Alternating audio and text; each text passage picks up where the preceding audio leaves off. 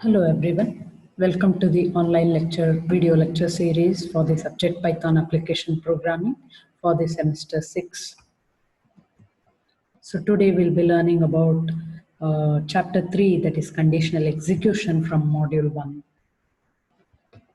So the contents or the topics that are covered in this chapter are Boolean expressions, logical operators, conditional execution, which covers the if statements, if-else statements, alternative execution, chained conditionals, so which covers if statements within if statements, and nested conditionals, that is nested if-else statements. Also, we'll be learning about the try and except concepts, which is for catching the exceptions. And the last topic covered in this chapter is short circuit evaluation of logical expressions. So the first topic from this chapter is Boolean expressions. So what are these Boolean expressions? So they are nothing but the expressions which return either true or false. So here we can see there is an example. So this example uses the comparison operator. So what does this comparison operator does is it compares two operands. If the operands are same, so then it returns true. If the operands are not same, so then it returns false. So also the Boolean expression can be used for many other operators.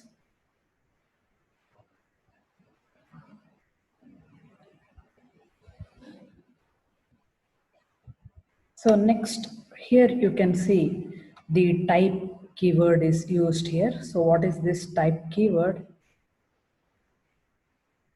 So we have studied about the type keyword in the previous chapters. So type is a built-in function. So within the parenthesis, if you type true, so that is the Boolean expression, Boolean operator. So then and execute this statement, this particular statement. So then you get the answer as class bool.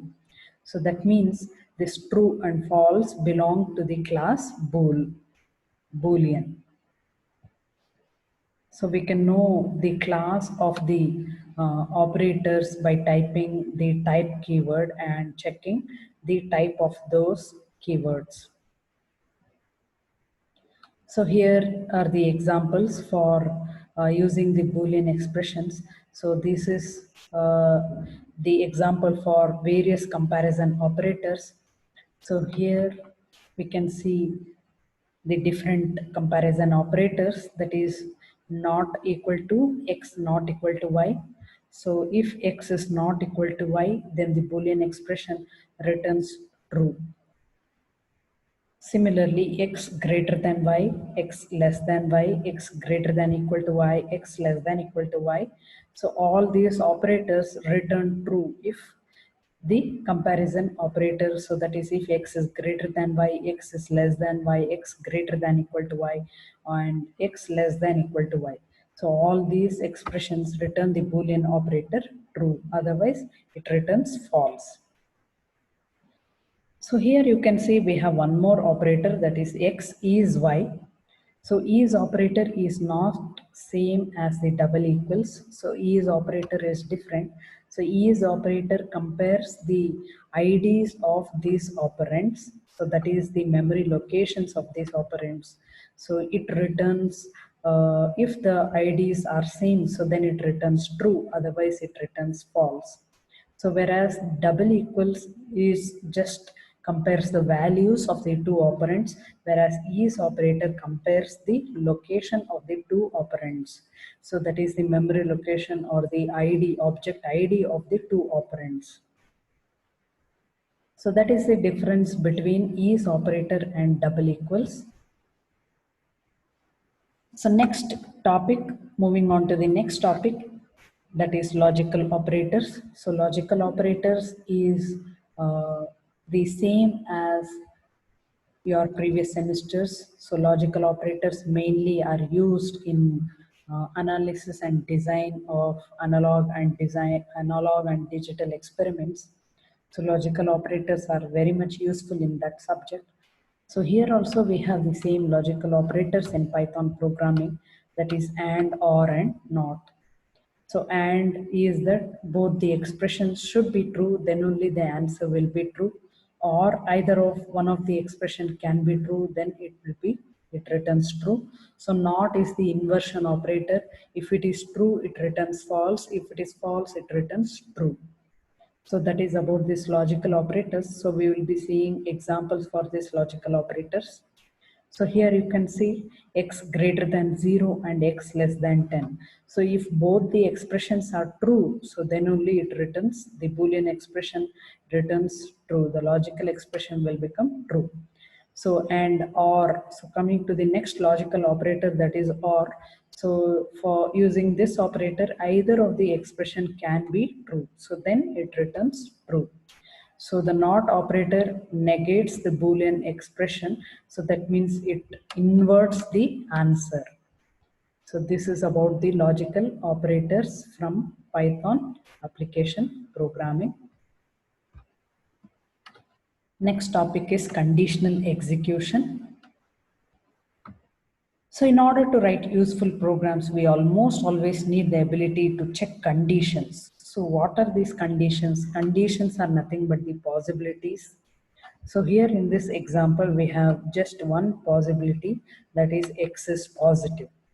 So to check that possibility, so we are using this statement called as if statement. So if is a keyword used for checking the conditional execution.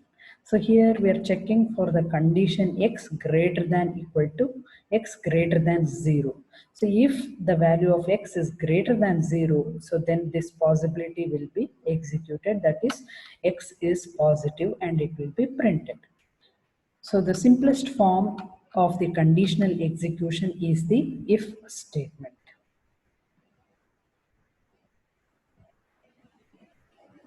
So this is the pictorial representation of the if statement. So here we can see the condition here in a rhombus. Always the conditions in the flowchart are represented using the rhombus symbol. So we have just one possibility, that is yes possibility. So there is no possibility. So here if x, the value of x is greater than 0, so then print, so this particular possibility will be executed and print x is positive. So x is positive will be printed. If the value of x is less than 0, so then this part will be skipped. So that is the meaning of the conditional execution for if statement. If the logical condition is true, then the indented statement gets executed. If it is false, then it is skipped. So always you have to remember that the conditional execution statements are ended with a colon. So then only the indentation, automatic indentation happens. So if you don't give the colon character at the end of the conditional execution statements, so you will probably encounter an error. So always remember to give the colon character at the end of the conditional statements. So next is the alternative execution. So we have seen just the if statement. So second form of the if statement is nothing but the alternative execution, which is represented by the else statement. So here in this example, you can see the usage of the else statement. So here we have more than one possibility. So that is, one possibility is if and the other possibility is the else. So that is why it is called as the alternative execution. So here we have possibility 1 and possibility 2. So that is where the if else statements are used. The condition determines which statement to be executed. So here, according to this example, we have the condition x mod 2 is equal to 0. So if the value of x mod 2 is 0, so then the output x is even will be printed, else x is odd will be printed. So here we have two possibilities, exactly one possibility will be executed.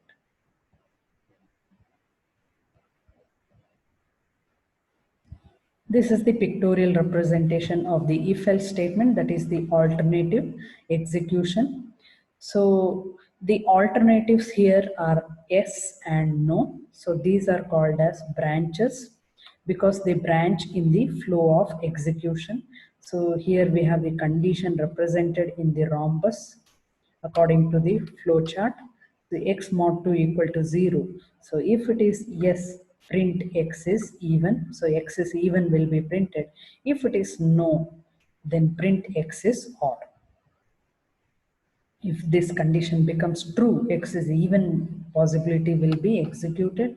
If this condition becomes false, so then print x is odd will be executed. So exactly one of the alternatives will be executed. So next, moving on to the chained conditionals. So the chained conditionals is more than two possibilities. So sometimes we have more than two possibilities, like more than two executions, like more than two statements to be printed. So then we have the chained conditionals, which is represented by the else if statement in the Python programming. So the else if statement, the short form for else if statement in Python programming is ELIF, that is elif. And one more thing here is we can have how many ever elif statements within if and else. So always if should be the first clause and else should be the last clause. So that is the rule here for chained conditionals. So what is a chained conditional? So if we have more than two possibilities, so then we are going to use the chained conditionals, which is represented by the elif statement, that is else if statement. And the rule to be followed here is always the first clause should be if and the last clause ending clause should be else. And also you can observe here all the conditional statements are ended by colon character. So if you are not ending the conditional statements with colon character, so you will get an error. So this is the chained conditional example. So here you can see if x less than y, print x is less than y. If x is greater than y, print x is greater than y. So if both are not true, then print x and y are equal. Thank you.